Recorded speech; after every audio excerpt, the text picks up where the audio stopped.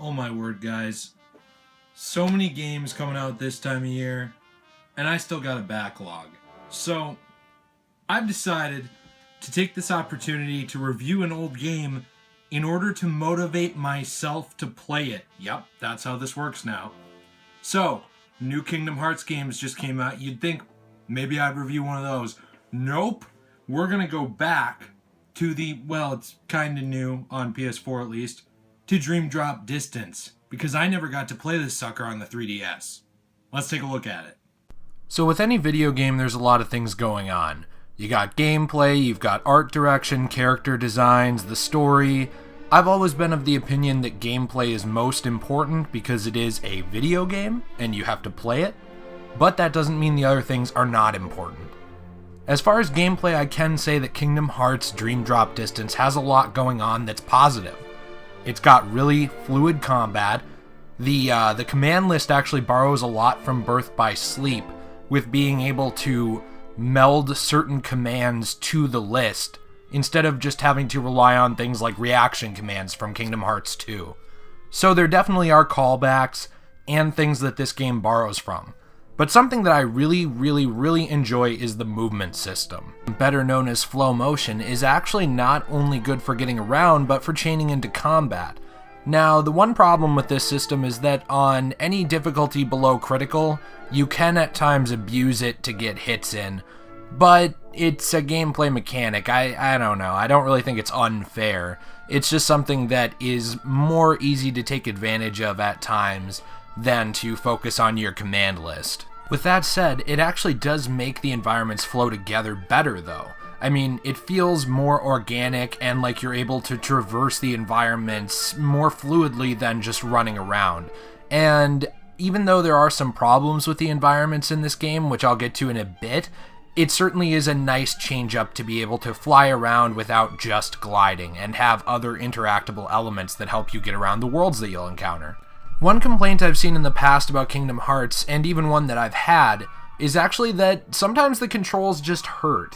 Now, what I mean by this is that you're playing an action RPG. You're going to be mashing the X button a lot, and in some of the past games, Kingdom Hearts 2 especially, that can get noticeable over time.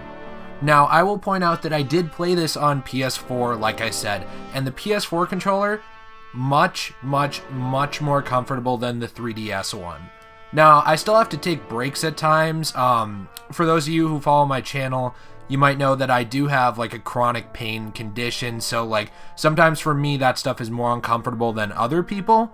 I've seen other people complain about it in the past with these games, but especially Dream Drop Distance, I saw a lot of complaints on the 3DS version about that, because the 3DS is a little not ergonomic, you know? Unless you have one of those grips, it's not like a controller. So that is hard and flat, and the buttons are not really meant to be mashed.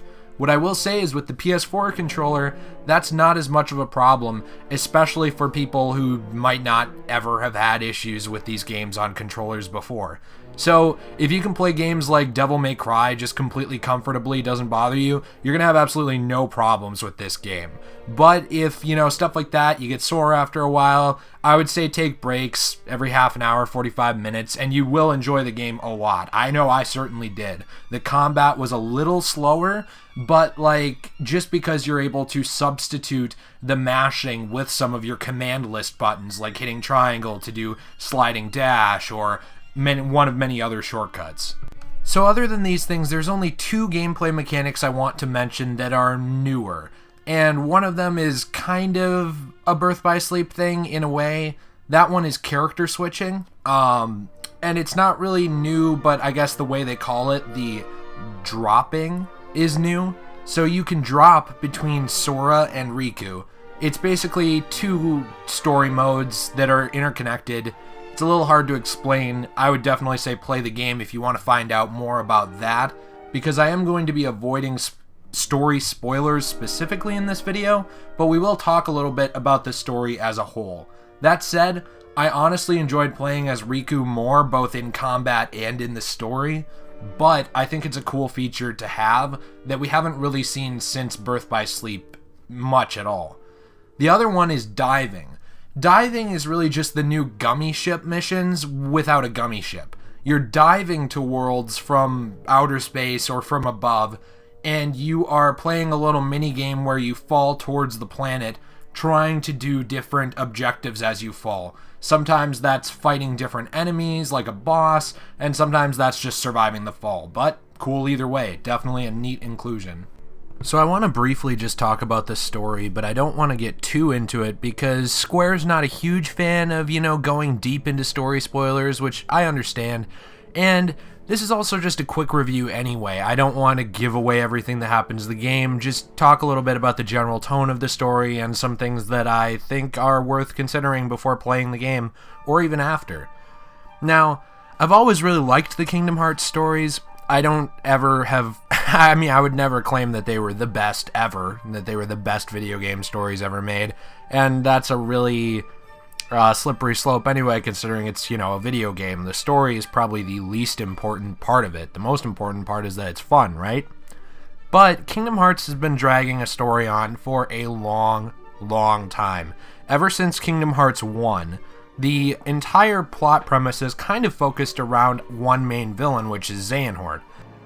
I remember Xehanort did give up his body. It was a version of him that was possessing Riku. And I will tell you that doesn't really change here. There's a lot of permutations of the idea. There's some really crazy things thrown in here. I will say time travel plays a part in this game. It really does. That's not even a joke. So that was kind of unexpected, but I don't know. I will say this is my least favorite Kingdom Hearts story out of all of them, including... I'm not including Coded. I'm not going to include Coded in that, but out of all the what I consider the main Kingdom Hearts games, it is my least favorite. It's not bad by any means as far as the story, but it's certainly not breaking new ground, and it's not amazing. It really felt like it was trying to tie up a lot of loose plot points and plot holes, but it actually ends up introducing a lot more questions than it answers, which I think is a bit of a problem. That said, if you're going to play Kingdom Hearts 3, this is the game that will be the closest to a lead-in to that game other than Fragmentary Passage. So this takes place after Kingdom Hearts 2 in the interim between 2 and 3. So if you're going to be playing 3, this is still pretty essential to play. And that's another big problem with all of these main/side Kingdom Hearts games, because it is both. It's basically essential filler. It does push the story forward somewhat, and it is a side game because it's not a numbered title, but it's still a main game in the sense that if you want to understand everything going on, you really do need to play it. Overall, I thought the game was very fun. It's got some of the best Kingdom Hearts gameplay I've experienced in a long, long time. So the gameplay is just well done and above average. The only thing that I say held the game back was really the story, but that's subjective. I've also seen people say they really loved the story. Anyway, guys, this was just a real quick review into this game. Let me know what you're thinking. Tell me, give me some feedback. Let me know what you thought of the game, or what your thoughts are, or even some things you'd like to see a full review or a quick review of in the future. If you like the video, guys, please leave a like on the video. It actually does help the channel out a lot. The engagement helps us out, and it helps us know what you guys enjoy. And hit me up in the comments. We don't get a lot of comments, so I'm usually responding to pretty much everyone that I see. I like talking to you guys. So, I'll be seeing you later. Peace out.